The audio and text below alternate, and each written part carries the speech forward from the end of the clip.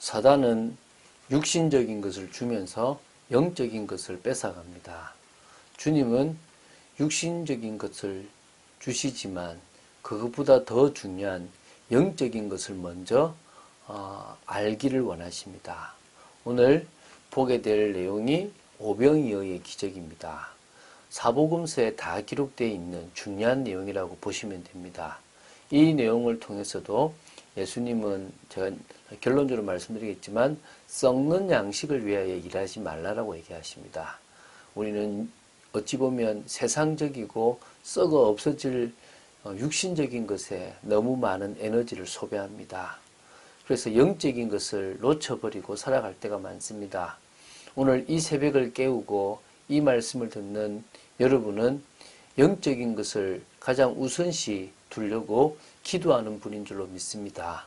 오늘 은혜 받고 말씀 속으로 깊이 들어간 여러분 되시기를 주 예수 그리스도 이름으로 축원드립니다. 마가복음 6장 37절부터 44절을 보도록 하겠습니다. 이것은 마가복음 6장 30절부터 44절의 내용 가운데서 이제 두 번째 부분을 보시면 됩니다. 마가복음 6장 30절부터 44절은 예수님께서 파송했던 제자들이 12제자들이 사역을 마치고 돌아와 전도에 대한 보고를 했던 것과 이제는 그들에게 쉼을 얻으라고 한적한 곳인 베세다의 어떤 빈들로 가셨는데요. 그곳에 큰 무리가 모여서 주님은 불쌍히 여기시는 마음으로 그들을 가르쳤습니다. 그리고 이제 해가 저물어 그들에게 먹을 것을 줘야 될 상황이 되었을 그때에 제자들은 가서 먹을 것을 사 먹게 하라고 했지만 예수님은 뭐라고 하셨는지 오늘 37절부터 해서 44절에 한번 보도록 하겠습니다. 자, 먼저 37절 보겠습니다. 대답하여 이르시되 너희가 먹을 것을 주라 하시니 여짜오되 우리가 가서 200데나리온의 떡을 사다 먹이리이까. 자, 예수님은 제자들에게 너희가 먹을 것을 주라고 말씀하셨습니다. 이 말씀은 결국은 그 많은 무리들을 불쌍히 여기신 주님께서는 영적인 양식뿐만 아니라 육신적인 양식까지 다 이렇게 채워주고 싶은 마음이셨다고 볼 수 있겠고요. 제자들에게 또 어떻게 그들이 예수님의 말씀에 반응하시는지를 또 정말 보고 또 그들에게 중요한 사실을 깨닫게 하기 위해서 이 질문을 하셨겠죠. 아마 제자들은 그 당시에 그 들녘에 모여있는 사람들을 대충 세어봤을 것입니다. 그리고 그들을 먹이려면 어느 정도의 돈이 또 어느 정도의 떡이 필요한가를 계산했을 것입니다. 요한복음 6장 7절에 보면 제자 중에서 빌립이 각 사람으로 조금씩 받게 할지라도 200데나리온의 떡이 부족합니다 라는 고백을 했습니다. 그래서 오늘 우리가 가서 200데나리온의 떡을 사다 먹이리까 말이 됩니까? 라는 얘기를 하고 있습니다. 여기서 데나리온에 대해서 다시 한번 보면요. 당시 화폐도 아닌데요. 은으로 되어 있었다고 합니다. 1데나리온은 바로 노동자 한 명이 하루 일해서 버는 품삯이었습니다. 임금이라 그러죠. 그러니까 이제 받는 돈이죠. 그래서 200데나리온은 노동자가 200일 동안 벌어 전부를 모아야 하는 정도의 큰 액수의 돈이라고 보시면 됩니다. 제자들은 지금 그 정도의 많은 떡이 있어야 이 베세다 빈들에 모인 무리들을 겨우 먹일 수 있다고 말하고 있는 것이죠. 자, 38절을 보겠습니다. 이르시되 너희에게 떡 몇 개나 있는지 가서 보라 하시니 알아보고 이르되 떡 5개와 물고기 2마리가 있더이다 하거늘. 예수님은 제자들에게 너희들에게 있는 것이 뭔지 한번 확인해봐 라고 얘기하십니다. 그 말은 너희들이 가지고 있는 걸로도 나는 충분히 저들을 먹일 수 있다. 굳이 200데나리온의 돈이 필요치 않다라는 얘기를 하신 겁니다.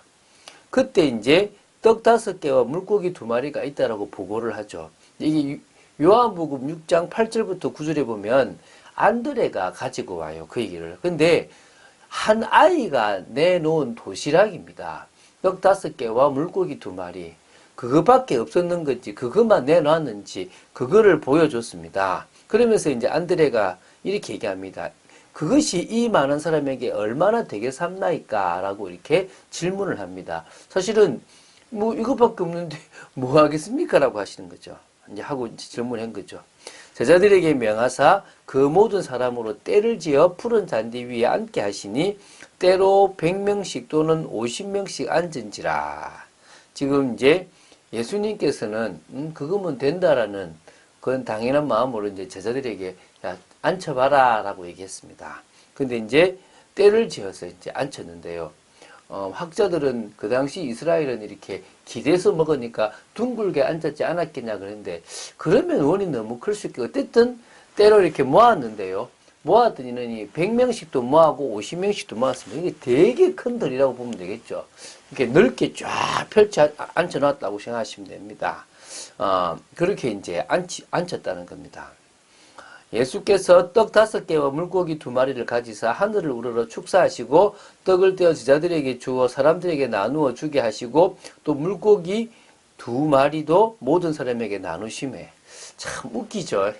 뭐 큰 거 있는 게 아니라 꼴랑 지금 떡 5개, 물고기 2마리에게 지금 축사를 하시고 이제 떼어서 이렇게 이렇게 사람들에게 나누어 주라는 겁니다. 이 도저히 납득을 할 수 없는 상황이라고 보시면 되겠죠.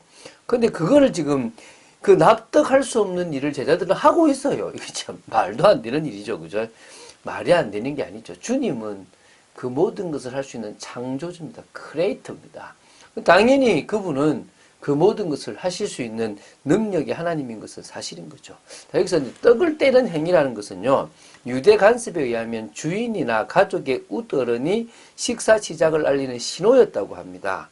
바로 이러한 점에서 예수님께서 무리들에게 떡을 떼어 나눠주신 것은 이제 예수님으로 말미암아 이루어진 새로운 공동체 안에 예수님께서 그 주인으로서 잔치를 베풀고 있다는 것을 상징적으로 나타낸다고 볼 수도 있습니다. 자, 그래서 제자들이요, 가지고 가요. 그 갑자기 확 늘어는 뭐 있지만, 가지고 가는데, 갔다 오면 있고, 갔다 오면 있습니다.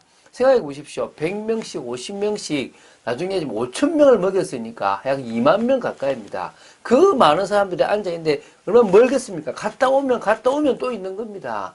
근데 먹고 지금 이제 나중에 남았죠. 그죠? 자, 다 배불리 먹고, 남은 떡 조각과 물고기를 12바구니에 차게 거두었으며, 떡을 먹은 남자는 5,000명이었더라. 자, 다 배불리 먹었다는 것은 당연히 부족함이 없었고 넘치게 남았다는 것입니다. 그래서 그 남은 조각을 주님은 버리지 못하도록 모으라 그랬습니다. 바구니가 어디서 난지 모르겠지만 어쨌든 그 바구니, 12바구니에다가 그 모든 것을 다 찰 정도로 다 담았다는 것입니다. 남자만 5,000명이니까 한 2만 명 정도의 사람이 그 자리에서 먹었다고 보시면 되겠죠. 놀랄 일이죠. 그 당시에 음식으로 많이 얼마나 배고프고 굶주립니까? 그런데 이 예수님이 물고기 2마리하고 보리떡 5개를 가지고 5,000명을 먹이고도 12바구니가 남았으니까 이거는 엄청난 거라고 보시면 되겠죠. 이게 지금 요한복음 6장 14, 15절에 보면 사람들이 예수님을 메시아로 인정하고 예수님을 억지로 왕으로 삼으려고 해서 예수님은 다른 데로 가십니다. 그러니까 당시 사람들은 예수님의 가르침에 관심을 두기보다는 그의 기적을 보고 그를 정치적 지도자로 삼고자 했다고 보시면 됩니다. 그러니까 한마디로 유대인들이 전 인류의 구속주요 메시아로 오신 예수님의 본질을 바로 보지 못하고 단지 편협한 유대교의 입장에서 예수님을 정치적 메시아로만 이해한 것 때문에 이 육적 이익만 얻으려고 한 모습들이 많다는 것입니다. 자, 그런데 예수님을 찾는 사람들에게 너희들이 나를 찾는 것은 배가 불러서 먹을 것 때문에 찾는 거다 하시면서 요한복음 6장 27절에 썩는 양식을 위하여 일하지 말고 영생하도록 있는 양식을 위해서 하라고 하십니다.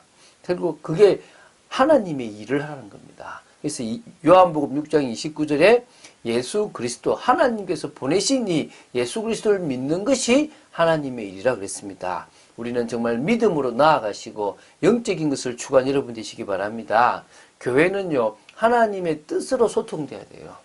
교회는 사람에게 유익을 주는 단체가 아닙니다. 물론 사람에게 유익이 되지만 하나님의 뜻을 이루기 위해서 하나님이 세우신 당신의 교회입니다. 그리스도의 제자들이 세워질 중요한 장소들이고요. 또 그 교회라는 것은 꼭 장소적 개념이 아니라 믿는 자들의 모임이 되는 것입니다. 거기서 뭡니까? 하나님의 뜻이 늘 소통이 되는 것이 무엇보다도 중요합니다. 교회는요, 본질을 놓쳐버리면 끝납니다. 교회는 성령의 역사 속에서 하나님의 뜻을 이루는 게 중요합니다. 빨리 가지 않아도 돼요. 더디 가도 됩니다.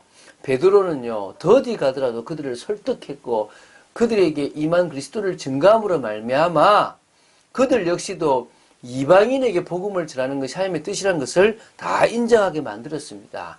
교회는 천천히 가도 됩니다. 교회는요, 분열 없이 원내서 되도록 가야 됩니다. 그것도 서로서로 마음을 맞추는 것이 아니라 하나님의 뜻으로 하나 되어야 됩니다. 그래야 사단이 건드려도 우리는 넘어지지 않습니다. 하나님의 뜻은 지금도 다민족입니다. 전 세계 모든 민족에게 복음이 증거되는데 하나님의 온 관심이 있습니다. 그 일에 우리의 마음을 모으고 여러분들의 재능을 가지고 그 응답들을 받아 누리게 되기를 주 예수 그리스도 이름으로 축원드립니다. 주는 그리스도시요 살아계신 하나님의 아들이심을 고백합니다. 오병이어의 기적을 일으키신 주님을 나의 주 나의 하나님으로 모십니다.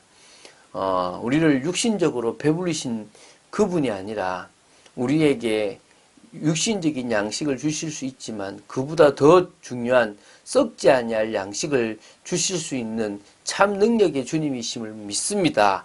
그 믿음으로 오늘도 승리하고 그 믿음으로 오늘도 하나님의 나라를 이루는 삶을 살기를 간절히 소원합니다. 역사하여 주시옵소서. 주 예수 그리스도 이름으로 기도드립니다. 아멘.